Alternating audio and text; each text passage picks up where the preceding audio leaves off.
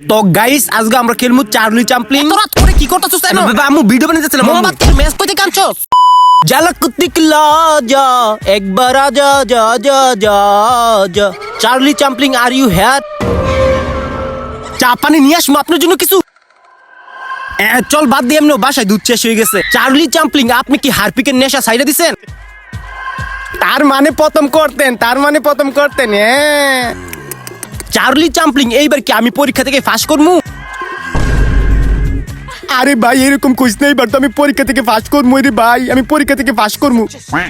Charlie Chaplin কি আপনি আমার সামনে আসতে পারবেন?